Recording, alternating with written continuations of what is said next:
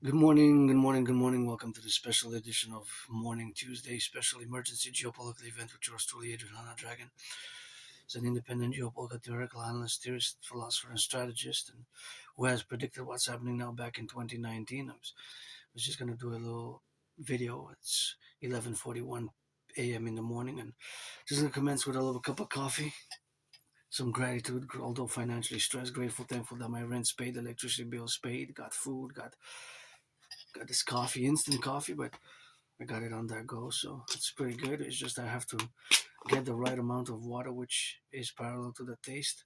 So, encouraging all to work out, train, exercise. Working out, training, exercising has been, is, and will be my medicine and therapy of choice. Already a few more than 80, between 80 and 93 pounds down since 2017, summer 2017, when I started my fitness journey. And here I am. I was a bit moody earlier this morning, yesterday, and of course, for me, it's always my best day is still today. For me, my best day still is today. I remember when I had COVID in 2020, like sometimes it feels more like 4 years than 6 years right in this room of St. Temple. So, in a way, I'm celebrating. Although it was between mid March to mid end of March. Oh, it was between mid February till mid March when I had COVID right here in this room of St. Temple. So that was pretty hardcore. Thank you, my anonymous friend, who, if I make a million, a billion, gonna give half. Cause I remember her helping me with teas and honeys and lemons and compresses and all sorts of medicaments and homeopathic medicine that helped me through the COVID, which was pretty hardcore. I thought I was gonna die, to be honest. I thought that that was it for me, and I survived. I got triple vaxxed, and we gotta be ever vigilant in the public. Of course, microbes and bacteria and germs which exist. We have to always be mindful about the environments and the geographical spaces which we enter, the public and the private, and always best to carry a disinfectant because there's microbes, bacteria, and germs. There exists microbes, bacteria, and germs. So it's always our responsibility when we step outside. When I go outside of my dragon's lair here in the Montreal island of the Hawk, that I become conscious and aware of those realities with my fellow other brothers and sisters, fellow citizens. So this being an emergency geopolitical analysis, it is of course pertinent to my prediction of 2019. If you don't know what I'm making a reference, is that in 2019 I have actually predicted that there was going to be an international conflagration. So I predicted that there will be an international conflagration in the coming years. So that was October 2019. And of course I do have the proof because I have the videos of course, which I launched as a series that I have made in parallel with having created a workout training program system, which was designed, created, made to go hand in hand with such an event, such a scenario as a World War III scenario. Just gonna check out this cup of coffee so to get things going a bit.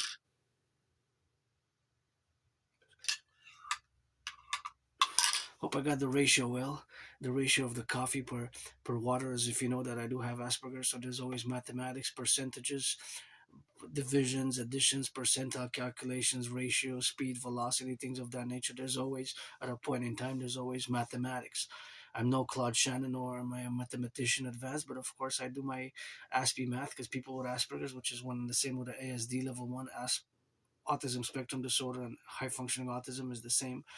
They merged in 2013, 2014. They kind of became one thing, a bit like a two twins who merge fuse with one body, or if you want to think of it that way in a more physical manner, but it's basically the same. So when I say that I'm an Aspie, that I have Asperger's, is basically the same as high functioning autism and ASD level 1. And paradoxically, providentially, in a paradoxical way, it's one of the reasons why I am good at geopolitics, because Aspies, we have special interests, and one of my special interests, parallel with rock and roll, it is geopolitics, rock and roll, sports and fitness, dancing of course is my favorite sport over there. I gotta cheer for the Habs tonight. Please give some charity. Yeah, this is a good ratio. This is a good ratio, about half 50%, half of this cup of water compared to the powder, because it comes in powder, right? So it's 19 grams. So that would be I would have to know the exact milliliters, but this is a good taste because sometimes I didn't get it that well. It was a bit too watery tasty. It wasn't that good. So this time I got it perfect for my taste in the morning, especially. So I had predicted, before I go into the geopolitics, I want to recommend this book for people who have Asperger's, or if you have a friend or family member who is a, or anywhere who you work with a people with a citizen on the spectrum of autism, whether Asperger's or high functioning autism or ASD level 1 is the same thing, but this is called Teaching Asperger's Students Social Skills Through Acting. All Their World is a Stage. I know it's a big title, so seems more like a paragraph, but Teaching Asperger's Students Social Skills Through Acting. All Their World is a Stage is a great book, which I recommend, and also co-parallel with Appreciating Asperger's Syndrome. Appreciating Asperger's Syndrome is a book that I strongly recommend. So also it took me years and years to finally accept it. The paradox is that we have certain trouble in social manner, social discourses. We can be, of course, a little bit too direct or too, not necessarily that we're direct or straightforward, but it's the way that we lack certain social skills, or we might not have a filter. You know, that whole idea, concept maybe of having a social filter is something that has to be more nailed in, like a hammer nailed in more with precision in the exact spot to fully understand it. So of course I have built these skills over the past 2.5 years, mostly the social skills, but because I've been told for years and years, since about 2015, spring 2015, by several individuals till about October 2022, that I have Asperger's, that I'm different. That's why I lose friends, I lose jobs, and unfortunately for Aspies, our unemployment rate is 80%. So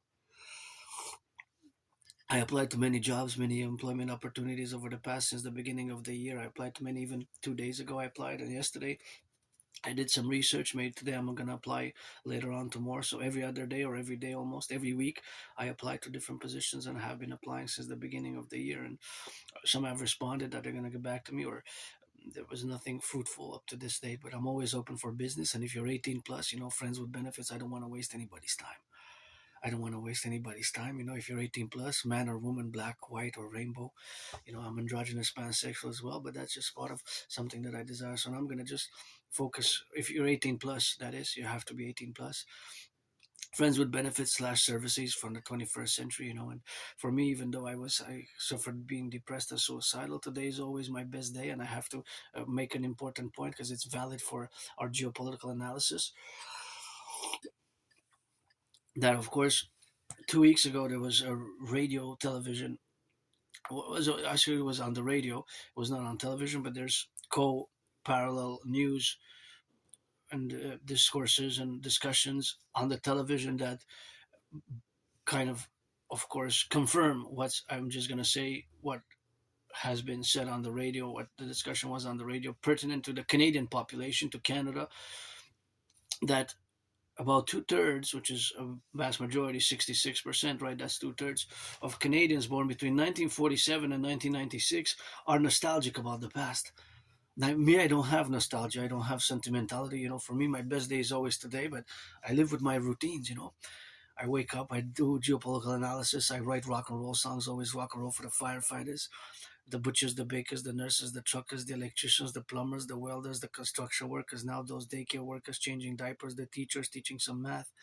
Two plus two does equal four, but we can write it in different colors: black, white, and rainbow, and all the colors of the rainbow plus the black and the white, and the two plus two equals four.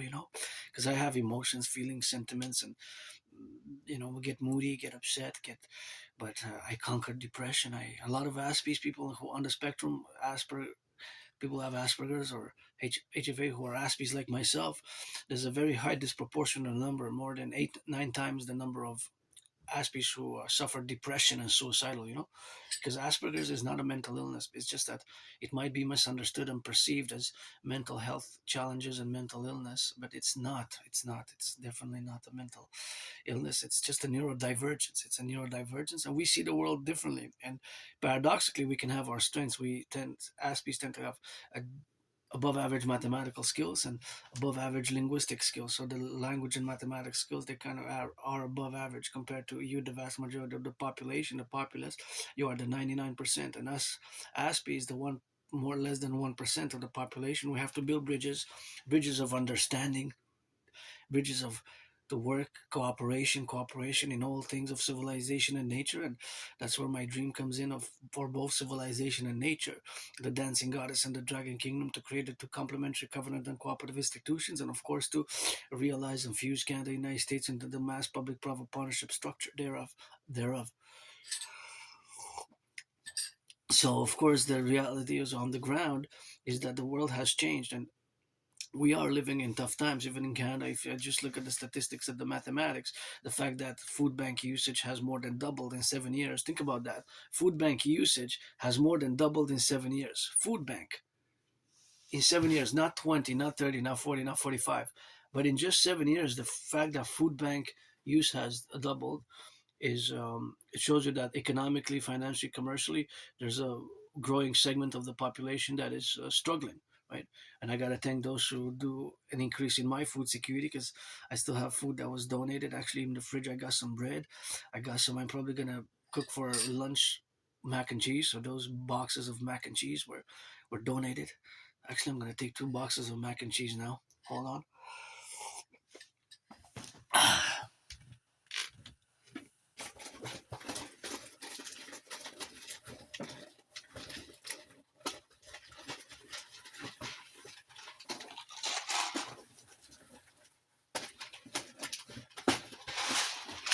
See, boxes of mac and cheese.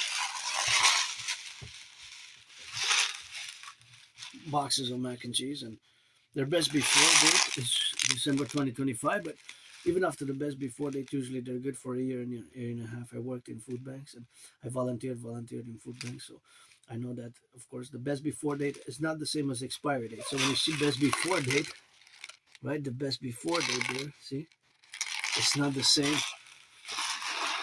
So the best before date is not the same as the expiry date, right? So this best before date is not the same as the expiry date. So now that we have on the horizon a problem with fertilizer, that food security might become a furthermore might become a further problem. My ideas theory is best.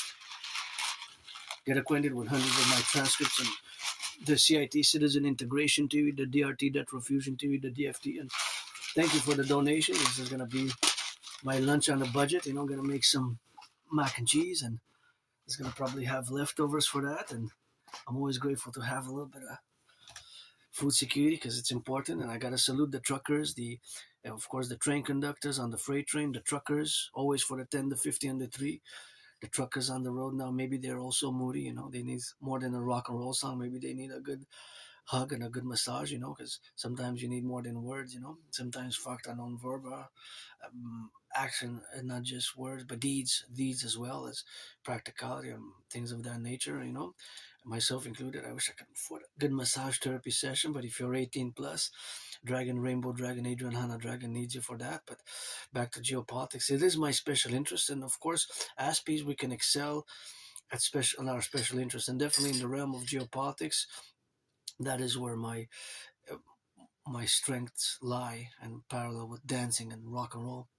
And I am improving over the years since I've accepted my difference, my neurodivergence known as Asperger's, that I am more and more able and capable to, of course, more able, more able and capable, more able and capable, of course, to build bridges with neurotypicals, to build bridges in the dimensions where we are, of course, to build bridges now. For today, I always say that today is my best day, but it is in many ways.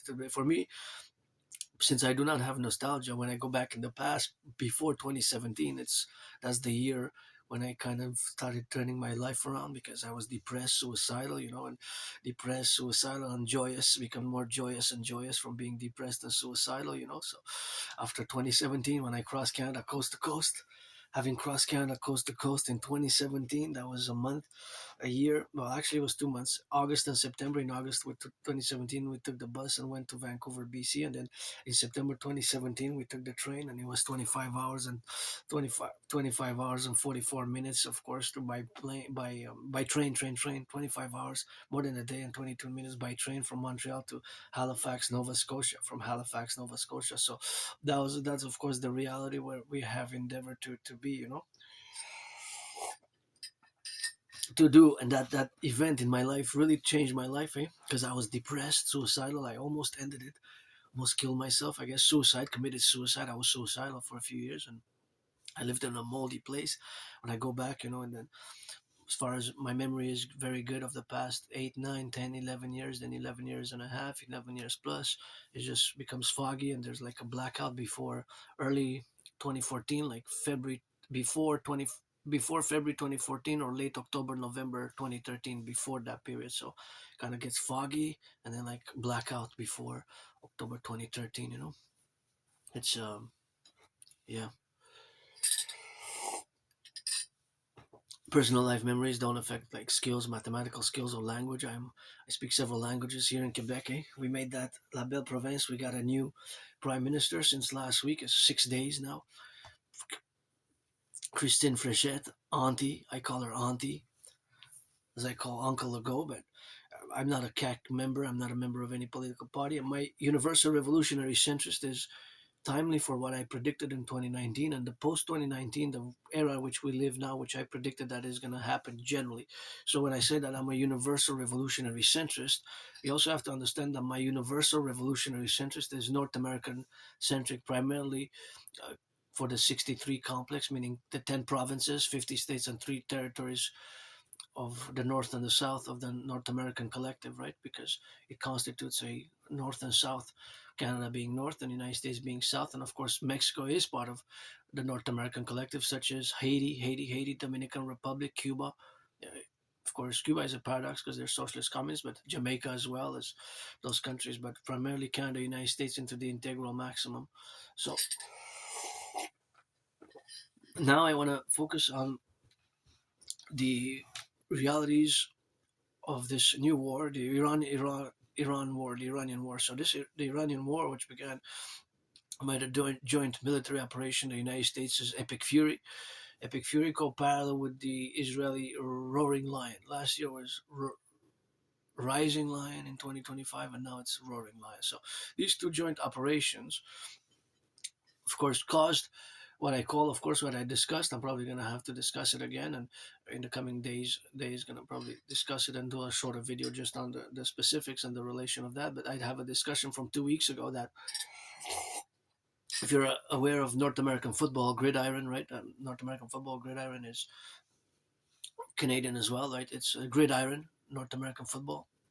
So like NFL, National Football League, and the CFL. Hut, hut, hut, sit hut. That you gotta know a little bit about it, and you don't have to be an expert, but it's the Iran war. Like what happened is kind of like a fumble recovery by the adversary player, right? In this case, being Iran, and much of it has to do with base Eagle 44. Base Eagle 44, aka or Ruse 44, is the base that they built in the mountain, deep in the mountain, which cannot really be destroyed from above from the F-16s and the F-15s. And although we have the Israeli Air Force and the United States Air Forces, they have great fighter pilots, right? They can, it's amazing what they can do in the air. They just go with the planes and twist and drop the bomb with the laser guided munitions, right, on the specific target by a few feet and yards, meters in this. There's a defined parameter of strike design striking parameter,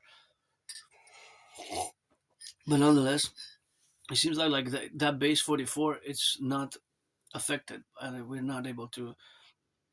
So think of it like that base 44 is the player basically who fumble recovers and strikes and now gains territory in they go on the offensive, right?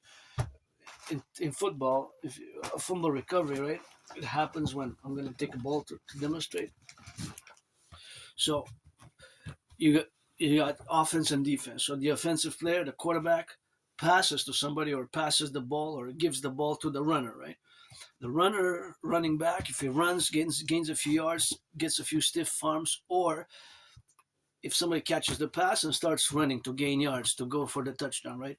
But if a fumble happens, if he's tackled and drops the ball before he reaches the ground with the knees, right? There's a bit of technical details, and the defensive player recovers that ball.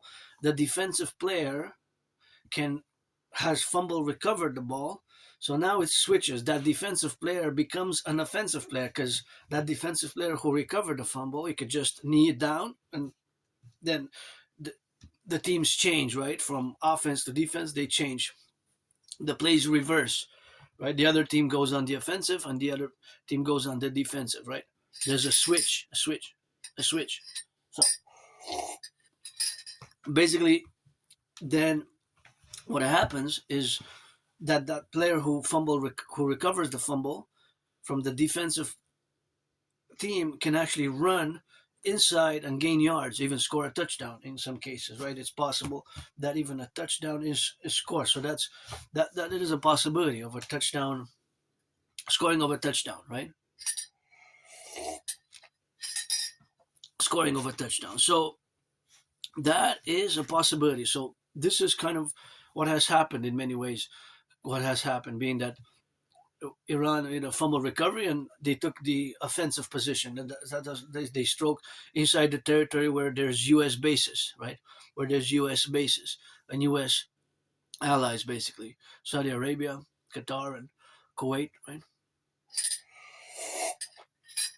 Although, of course, it's not directly in the territory of the United States, but in the theater of war of the Middle East, right? And being able to, of course, take territory and, for example, block the Strait of Hormuz, which is the most important territorial gain. And even now, there's so the ceasefire will end, and the blocking of the Strait of Hormuz has made that there's the high, even in Canada in March, there was reported yesterday that I seen that it was the highest ever increase in gas prices for the monthly, the highest ever, not even during COVID or the seventies oil crisis, because there was a oil crisis in the 70s, right, 1971 to 1973, 73.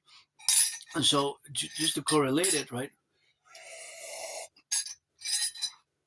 the correlationships is of course that 19 is a very similar oil crisis, but this one supposedly is the most severe, the worst oil supply crisis ever in the past 70 years or since the 1950s.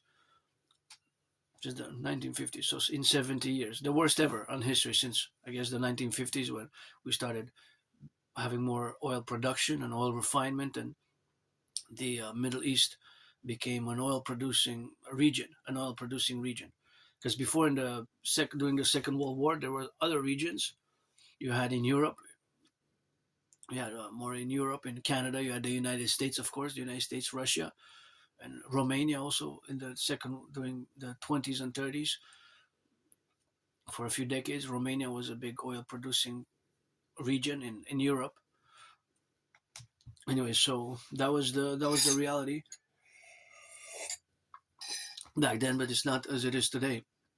Because now most countries depend on oil from the Middle East, oil from Saudi Arabia, oil from Iran, oil from that passes through the Strait of Hormuz fundamentally, and of course oil from the country Iraq as well, right? Iraq, Saudi Arabia, Iran, and the little countries that are United Arab Emirates as well, Bahrain, right, and Qatar also. They're producing a lot of oil. Actually, in Canada, we would have in theory because we have the Athabasca oil sands, the tar sands. The Athabasca oil sands are actually in the top five reserves, but it's environmentally damaging and costly financially, financial cost and environmental damage. There's more and more discoveries of ways to do it, but we're still not there yet. But if we would be able to refine it to extract it from the bitumen in the tar sands in Alberta, the oil tar sands, Athabasca tar sands, then that would be, we wouldn't have to import any oil in Canada or the United States. We will just produce internally for the North American market. We would even be able to export throughout the Americas. We will be able to export from Canada to the United States, Mexico, and Central America, right? It would, although Venezuela is in the top five, but their production capabilities went down. So I'm not going to focus on Venezuela's oil production and the problems, the geopolitical, geo-regional problems of the what I call the southwest or southwest American region, or the ex Gran Colombia, right, region, the ex Gran Colombia, which was at one point Colombia and Venezuela. They were kind of part of other countries. They were part of the same country at one point, and that was a long time ago in the 1800s with Simon Bolivar. So I'm not going to go into but it's important to know from a geopolitical perspective, from a historical perspective. For some is more important than others. The reality of Simon Bolivar's achievement, which is he's basically considered by many to be the liberator of Latin America from Spanish imperial rule, right? From the Spanish Empire, if you will, Simon Bolivar. So but it's still important up to this day. But today the world, as we know it, post the Cold War, is a world which has established a certain ways of international law and international business and a way to do things over the past decades. And the rise of China, of course, as a superpower, because China today is a superpower. But of course, in the past years, especially since Russia and Ukraine started the conflict, and Russia's invasion war, Ukraine, the biggest ever war in since the Second World War, and now in the Middle East, this war with Iran. It's quite unprecedented, and it's quite parallel to what I predicted in 2019. So again, my solution's best, but for the North American collective, first and foremost, my ideas, theories, principles, if you get acquainted with them, such as the implementation of the CIT, the Citizen Integration Theory, the DRT, the Fusion Theory, and the DFT, the Democratic Fusion Theory, that Trinity theory, of course, for mass financing fitness and establishing the new 911 Dragon Total SSD complex, security, service, and surveillance and defense, SSSDs, for liberty of the individual and part in harmony with well-being and regeneration and rebirth of the collective best as a mass public-private partnership. And although now myself, my only stress being financial, I paid my rent, paid my electricity bill, and food and housing is super important. And then of course the quality of life by whatever engagements. Usually for me, it's because of Asperger's, I have a ritual routine, so I pretty much daily do my, I guess in the neurotypical language, it's called a discipline. For you, the 99%, the neurotypical language, neurotypical population, you would call it a discipline. A discipline, me marching, working out daily, and not so much during the weekends or during the Sabbaths, which of the dancing goddess Dragon Kingdom, which begins Friday midnight and lasts until Sunday midnight, basically 2 days, right? But it would be called a discipline. But for us Aspies, people like myself for neurodivergence, is actually a ritual routine, right? And again, if you're 18 plus, I've been out in the open as long as I can remember, being part of the LGBTQ population, being that I'm androgynous pansexual. I'm a mystic as well. Past lives, past incarnations, from ancient Egypt to today, from ancient Egypt up to today, of course. It's now born a man, a woman, a woman, a man, a woman, a man, man, a woman, woman, a man, man, a woman, woman, a man, man, a woman, woman, a man.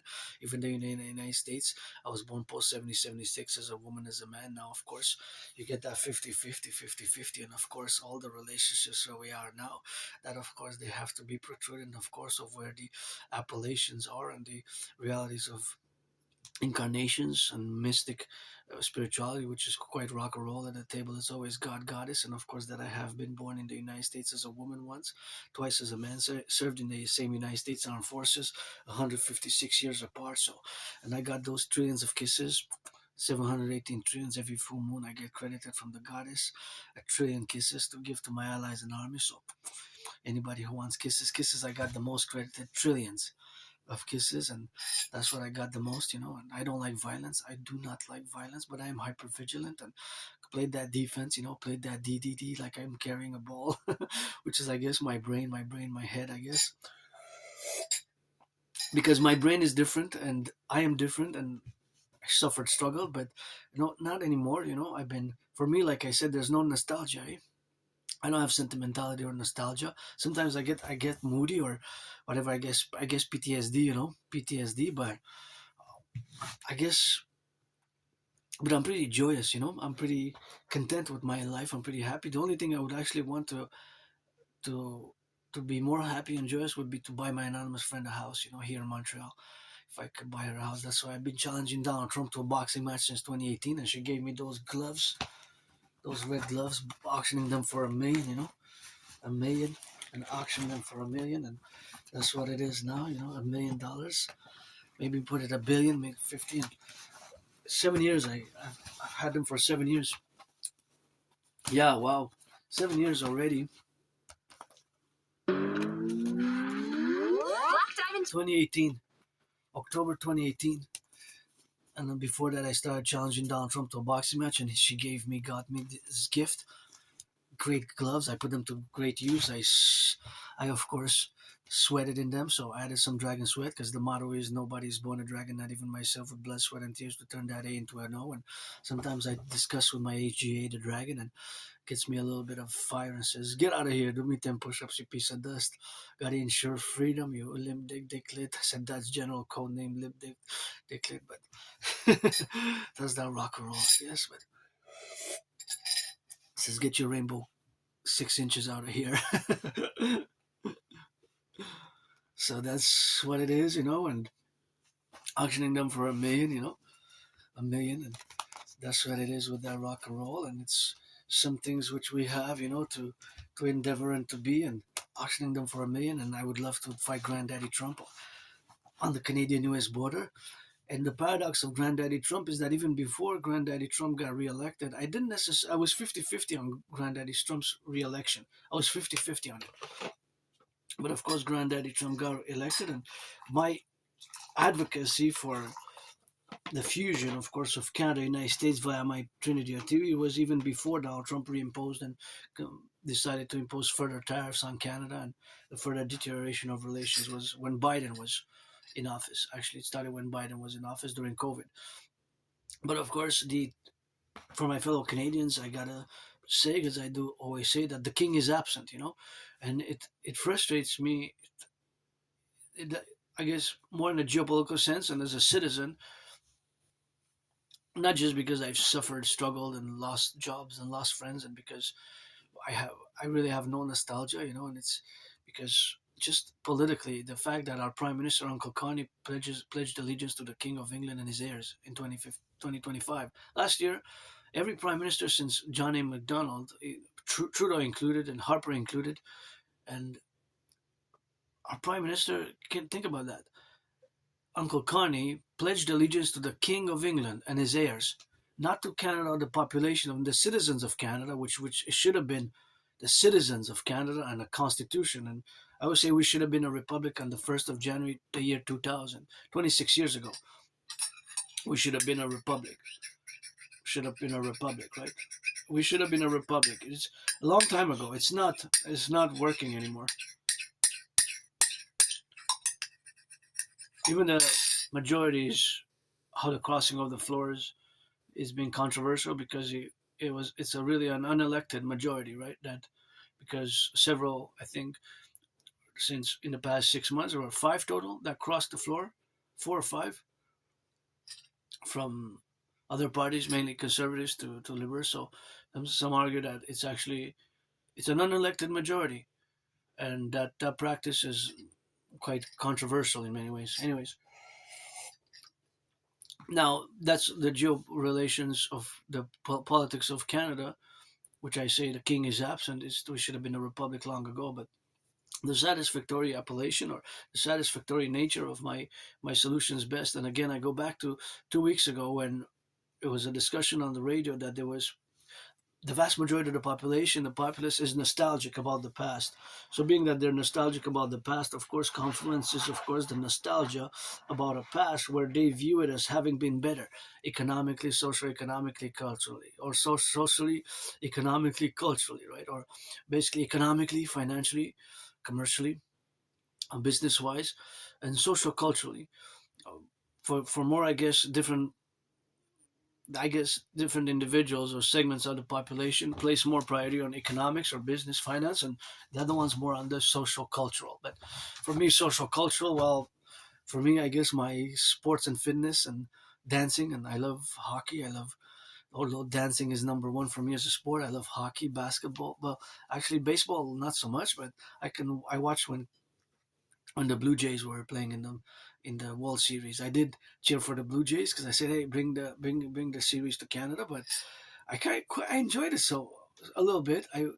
Because my brain is different, because of my neurodivergence Asperger. So I was calculating. I like to see the speed of the ball, the estimation of the speed of the ball, and like the mathematics, the trajectories, and there's a lot of math even in gridiron football, even in hockey. So whenever I watch even hockey, sometimes I calculate the ratio. If he passes that way, if he's how fast will we have to go to get close to get a shot, and the clearance of the shot, the visions, and the velocity. Well, velocity is speed and direction, right? Velocity has to be speed. Let's say 44 miles an hour, going south, north, or east or west, right? So in hockey, there's always east, west, north, south, or northeast or southwest, right?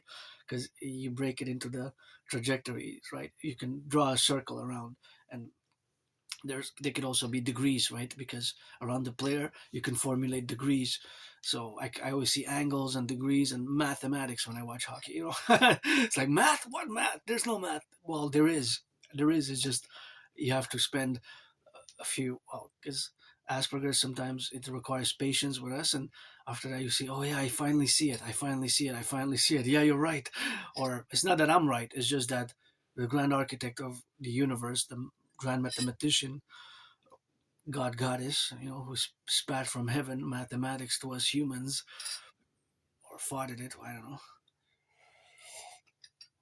But just it's just the math, and I'm no Claude Shannon, I'm not an expert. It's just that my brain there is mathematics going on, and my brain is pretty much a constant thing, a constant mathematics. Even now I wonder, for example, like I said earlier, how much was the ratio of coffee and per this bag, which is I know that it's 19 grams, and 19 grams can actually be converted into milliliters because the liquids are not grams. Liquids, the water, right, that I poured is mLs, milliliters. I didn't pour a liter, that's for sure. A liter is 1,000 milliliters, so that's 19 grams. So basically, if it was for 100 milliliters, if it's 19, that's basically kind of like 19%. But you really have to add them all together and then divide it. So it's not in reality 19%, really, because you have to do 100 plus 19 to get the total, because you have to get the total combined, and then you could do the percentage of the segments, percentage of water and percentage of the powder.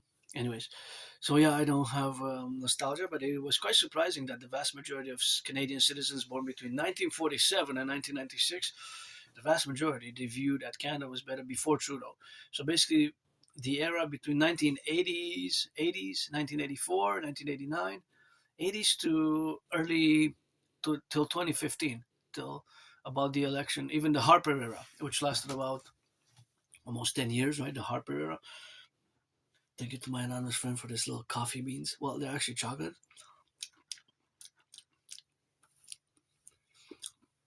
I love chocolates and wafers, eh? Mm, so good with the coffee. So I don't have nostalgia. I gotta always place myself in a greater solidarity, as an individual, as a citizen. But also, you have to understand that myself, as an Aspie, my compassion and empathy is more by action, right, than verbal consolation in such a way. So if I could do some justice in any ways, then I could do, and I'm far from perfect. I might have XYZ. Sometimes there's subconscious elements, sometimes there's subconscious elements which we still, I guess, are on the way of processing ourselves. And I always cheer those who take their second and third chances and turn their life around. And of course, there's a growing problem in Canada of food insecurity and homelessness. And maybe me, if I would have not moved here, I would have probably been homeless or dead or in that moldy place I used to live. I didn't even have a bathtub. I gotta be grateful that I have a bathtub here today. I can even take a bath if I want today and compensate to replace the massage therapy session, which I cannot afford. So it's just how I live every day, and with my neurodivergence. And I had many jobs. I had many jobs in the past 11 years, and I lost them. But some jobs lasted more than others, especially the one that I worked in here on the compost project, because I'm environmentally conscious. And my ideas for the creation of the DGA, the Dancing Goddess Army, is I am the priestess of the goddess, the priestess of the goddess. I am yours truly, priestess of the goddess. Got those kisses by the goddess. Go with me and go about it, flip and flop it. And dancing is my favorite sport. But when it comes to security and defense, you also have to be I understand the full processings of my mind in terms of geopolitics and the violence of war that it causes casualty and math and the destruction of human being and lives and property as well. So when I integrate, of course, my strategies which are for defense It's coast to coast, ocean to ocean, coast to coast, ocean to ocean. And the first and foremost, Canada, United States, as I always think in my mind, is in united whole, imperial whole, the Imperial Republic as a mass public-private partnership. So, listening to my fellow brothers and sisters, Canadians, with whom I established the strongest spirit accord in 2017 when I crossed Canada coast to coast, and the fact that there has been so much problems growing for the majority of the Canadian population, myself included. I guess I suffered, struggled, and but from that pain and suffering came out the best rock and roll songs ever written in the past 11 years, the best rock and roll songs ever written, ever conceived. And as much as I don't really have the voice, I guess, for singing that rock and roll, but I can write rock and roll songs, and I have hundreds of them as parallel with thousands of pages of geopolitical analysis theories, which can sometimes be more complex. It could be more academic and intellectual and structural in nature because it's 24/7 geopolitics, always relating current events with my prediction from 2019, although it dates before 2019, my geopolitical work, like 2014, more than 11 years, 2015, more than 11 years. But of course, it's always integral to the post 2019 conclusion, which I had concluded that we're headed towards an international conflagration. And of course, that international conflagration was conceded, of course, in Appalachia, where we have now to be positioned about where we correlate our discussions in the nature where we move forward, integral for the North American collective, where we are to develop these strategies, and for example fusing the RCMP and the FBI into the IPS, Imperial Police Service slash CPS, Citizen Police Service, and the CSIS, Canadian Security Intelligence Service, and CIA into the Imperial Security Integrated Service, Imperial Security Integrated Service, and formulate the mass public-private partnership for the creation of the two complementary covenant and cooperative institutions, the Dancing Goddess Army, the DGA, Dancing Goddess Army, the Imperial Integrated Dance League, in the formulation, of course, for the environment and to take environmental action and education in parallel with the Dragon Army, and the Dragon Army, of course, to be for the Imperial SSD Legion, Security Service and Defense Legion, where we have now to be related. And of course, that implementation of that project and that strategy is, of course, the relation where we coexist now to relate ourselves in the domains where we have the plurality and the vis-a-vis the individual and the collective, and all the resources and the natural geospacing characteristics with all the infrastructure and the privilege of civilization, because we have the privilege of civilization, myself included. Gotta give, the electricity, the running water. That was my thesis back in 2023. The privilege of civilization. I gotta salute the firefighters, the butchers, the daycare workers changing diapers, the truckers, the train conductors, coast to coast, ocean to ocean, the train conductors, coast to coast, ocean to ocean, those dock workers, operators, those, of course, store clerks, warehouse workers going up and down, those crane operators, the construction workers, the nurses, the daycare workers, and of course, all those involved in the food distribution, making some cheeseburgers, some hamburgers, those who distribute the food now. I always have to take a moment and give them some rock and roll loving, and I'm always open for business. And my idea is theories for the N.A.C.W.P, the North American Collective Workers' Party, best as a mass binational, in essence, the fusing and getting rid of the border, of course, and formulating an American-Canadian compromise vis-a-vis. We're going to resemble the European Union and the Austro-Hungarian Empire.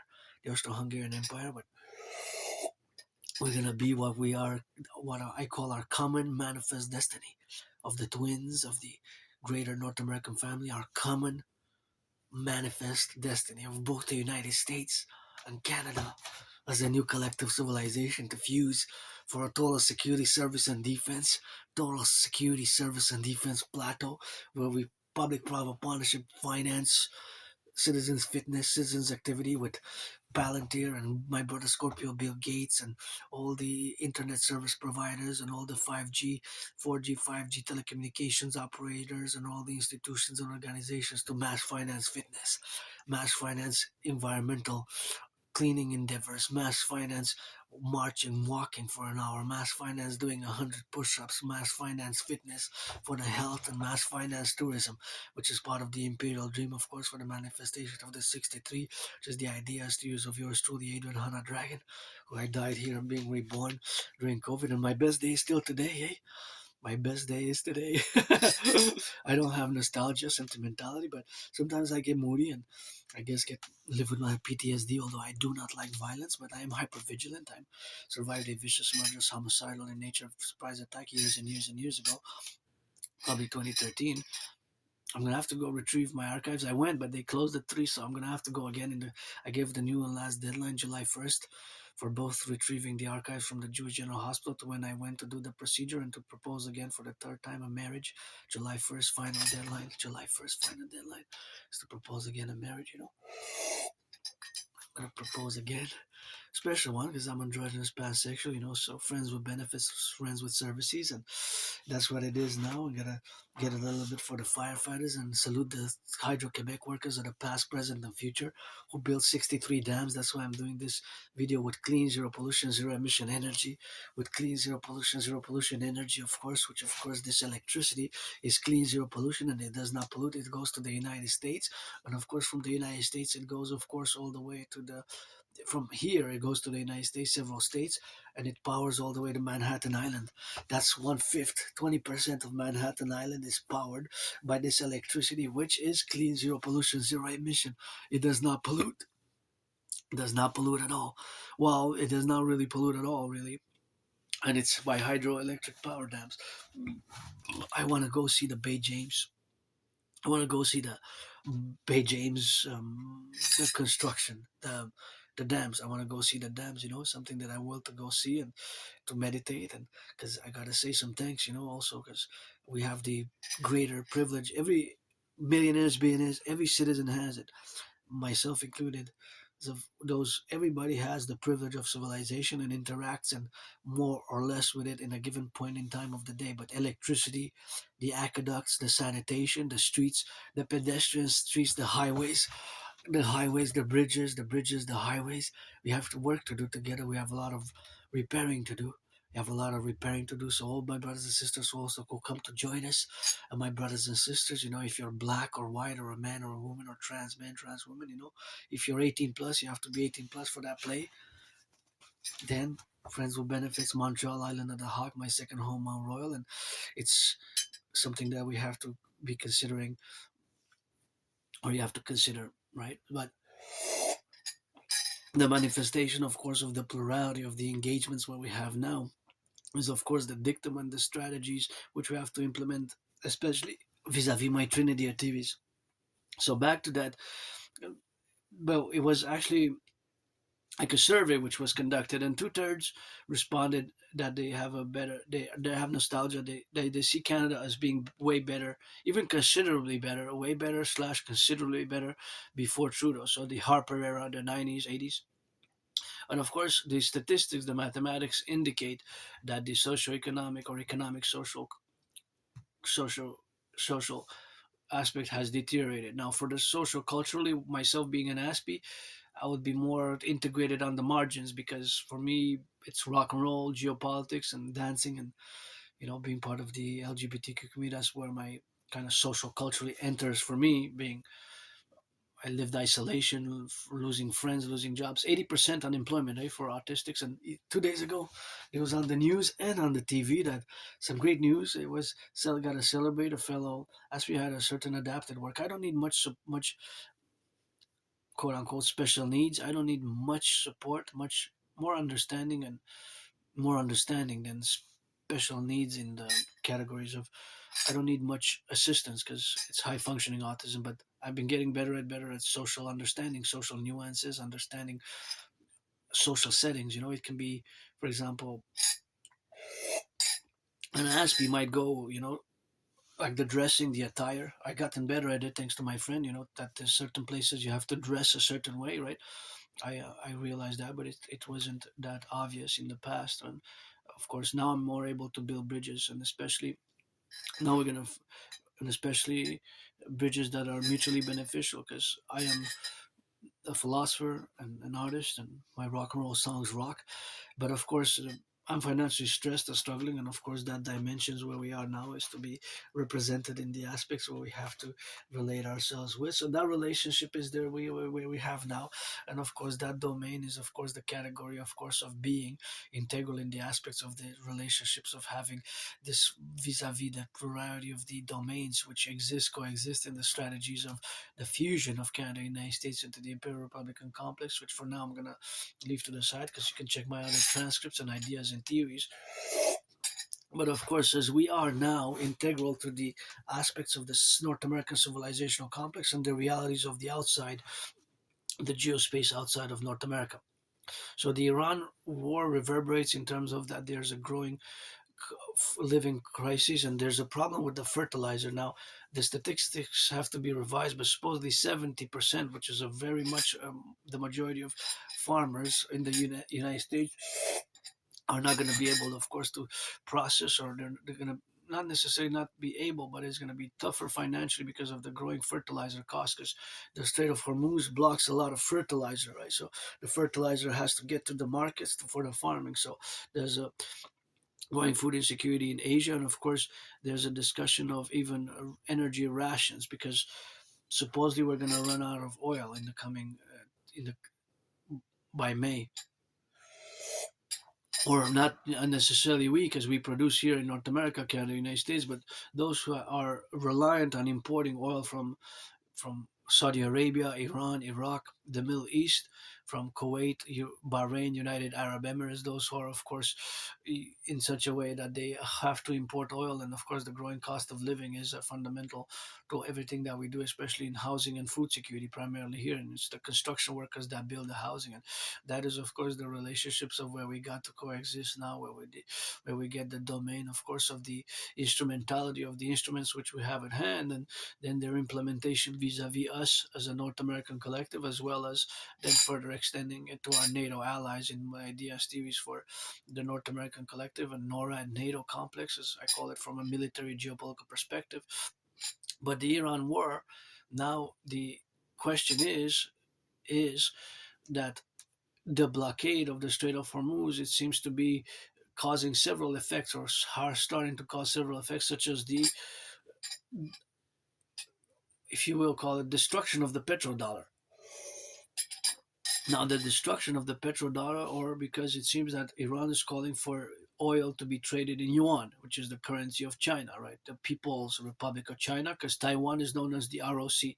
So there are two Chinas. The ROC, Republic of China, is Taiwan, the island of Taiwan, and the People's Republic of China is mainland China, and they have an unresolved conflict. That was basically my prediction in 2019, that these unresolved conflicts from specifically the Second World War, the Cold War era period, they were not going to be resolved. And because they didn't have a resolution, they're going to recommence, restart.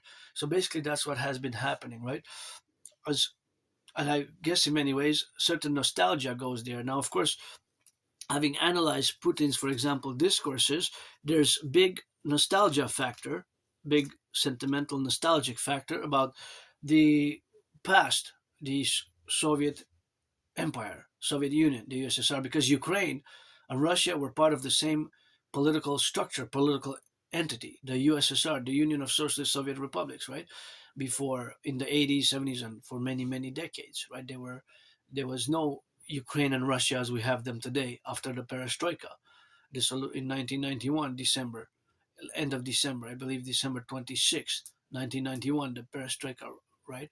That's when the perestroika occurred by Mikhail Gorbachev, who signed and who dissoluted the Soviet Union. And in the past 3.5 years, I saw something controversial going in Russia and in Belarus and in Transnistria. Transnistria is a political entity which is quite perplexing. You have to check it for yourself. Transnistria, basically, they never really accepted the dissolution of the Soviet Union. That's kind of what's happening. To summarize it, there's more complexities, of course, and nuances to that, because they still have the old flag, right? So Transnistria kept the flag of the old USSR flag with the hammer and sickle, and they still have statues of Lenin, and I believe not just Lenin, but Trotsky and Stalin, right? They didn't destroy their statues, and they kept their Soviet Union, Soviet era paraphernalia, and the hammer and sickles can be seen on buildings still. They didn't chisel them down, they did not destroy them, like it happened in other countries, right? So that's quite fascinating. Transnistria is a unique place. It's not even 1 million people, it's like 665,000 people. They have their own army, their own police. They're not officially recognized, but okay, so in Transnistria, basically, fundamentally, they never recognized the dissolution, the legal dissolution of the Soviet Union. And now there's been this controversial. I know where they want to go with this, but they argued that the perestroika was illegal, so that actually the dissolution of the Soviet Union was not legal. Now, legality, philosophy, history, they all intertie in today's 21st century. And Russia Ukraine is a conflict which dates from the Cold War period. Why? Because they were part of the Soviet Union, both countries.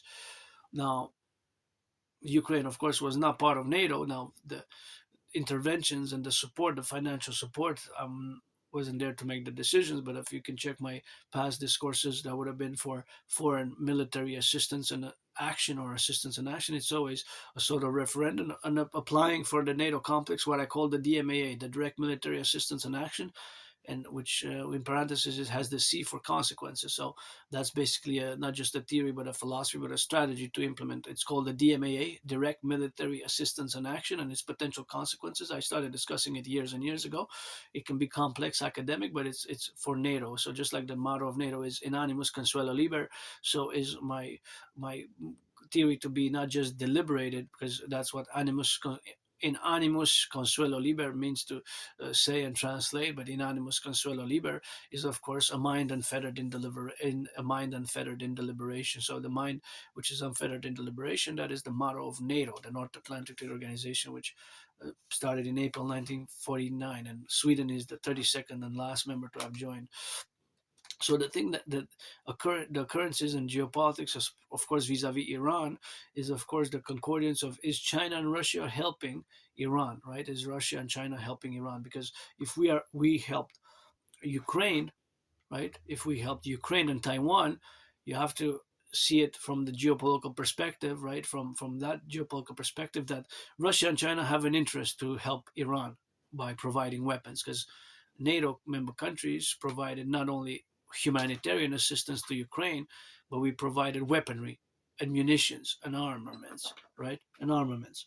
So since we provided armaments and Ukraine again was not part of NATO, now I'm not arguing that we shouldn't have not helped Ukraine in the morality or ethics of that appellation, because I wasn't in the decision making process. You know, my ideas, theories have been pretty constant for the North American Collective fundamentally. And as for NATO, it's the application first and foremost of the philosophy doctrine of DMAA, an internal total securitization and total SS as the security service and defense, and restructuring via public-private partnership and mass creation of the universal exchange unit and a transnational currency, and fundamentally a North American currency primarily, but it can be extended.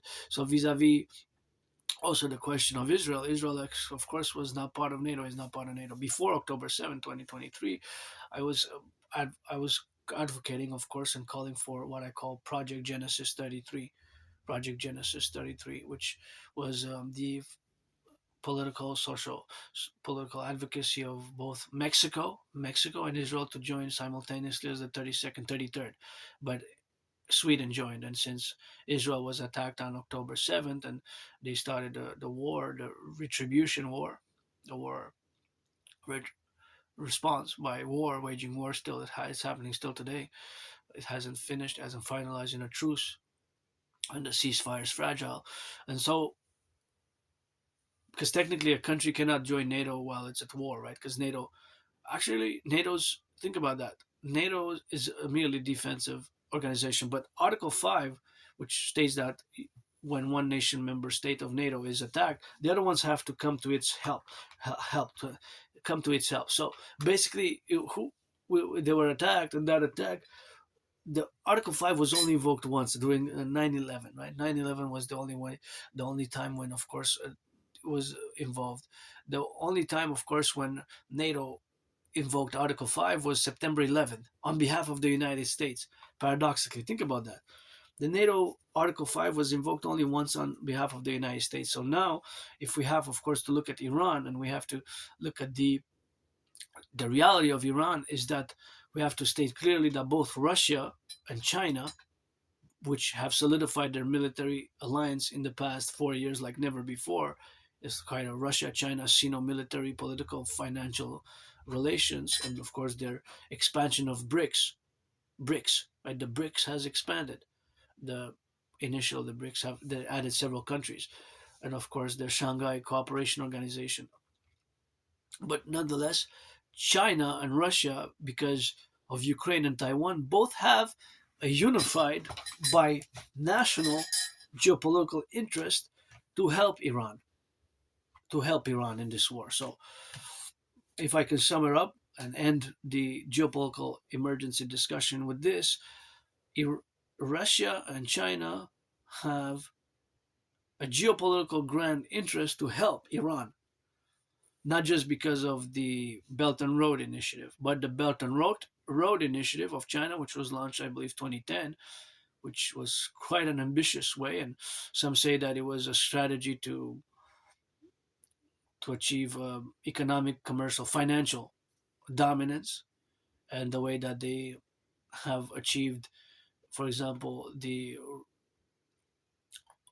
vast putting a vast dominion over vast swaths of minerals across the world, especially rare earths, China, right, from in many places around the world.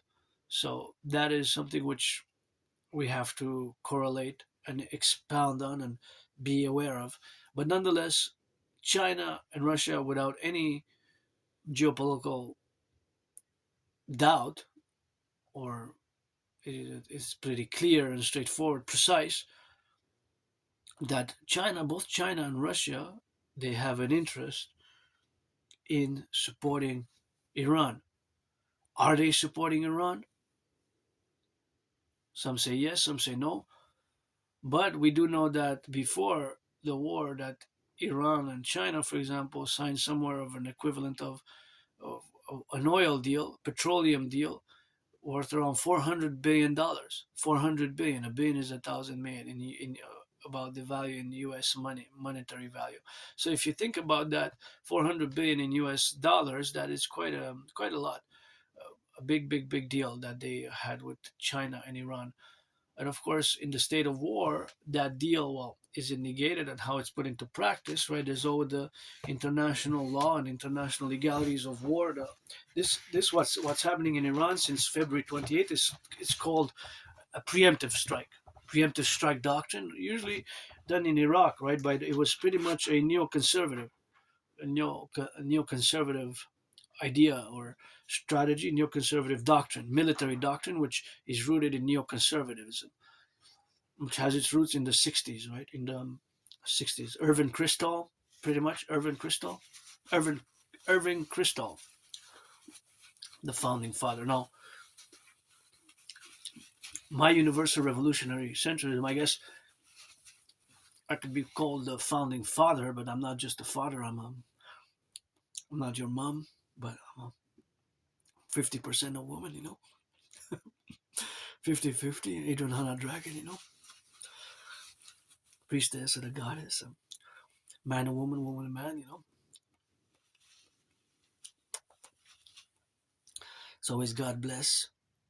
God is kiss at the table, spiritual table, political table. So God bless Canada and the United States as a united 63 imperial complex, and God is kiss. But I guess my universal revolutionary centrist has to be understood, as much as I have been in many ways a world peace advocate based on pretty much, I guess, H.G. Wells' Open Conspiracy. I don't know if you're familiar with H.G. Wells' Open Conspiracy.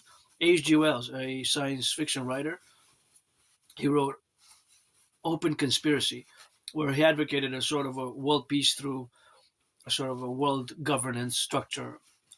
In other words, a sort of a world government, international government, parliament. It wasn't necessarily a parliament per se, but there has some ideas which um, which I which I like. I like, but liking from a geopolitical perspective, and also have to realize that paradoxically in 2019 October I predicted that there was going to be an international conflagration. So again, just to finalize this emergency situation, we have to understand that both Russia and China, because they solidified their military alliance in the past 3.5 years, and they conducted military drills together, that both of them have a geopolitical interest, clear, precise, and strategic, to support binationally, both of them maybe in coordination, to support Iran. to support Iran with missiles, with drones, with missiles, with finance, with food, finance, missiles, whatever the case may be. Both Russia and China, as a political entities, have that interest because of Taiwan and Ukraine. Because NATO member countries support Ukraine militarily and financially and economically, and member nations of NATO support Taiwan militarily and economically. So that's the by axis, right?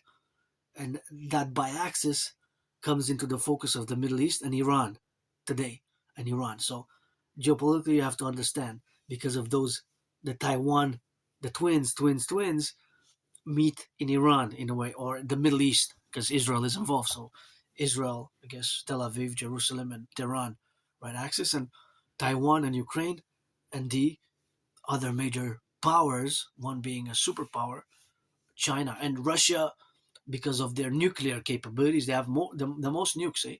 They have more nuclear weapons than any country in the world. Russia, because no other country from the USSR has them. So Russia still is, in many ways, a nuclear superpower in many ways because they also developed the crazy ICBM in 2010. I think they launched, they tested Satan 2. It can travel anywhere across the world. Eh? It can do the globe. From anywhere in from anywhere in Russia, it can reach any point on the globe. It can travel 16,444 kilometers. So it can reach anywhere in Canada, anywhere in the United States, if not intercepted. The Satan 2, ERS 24. So pledge allegiance, legions to our family, support my dream for the North American Collective, and let's build the golden dome with a hawk in it. Work out, we'll make love tonight.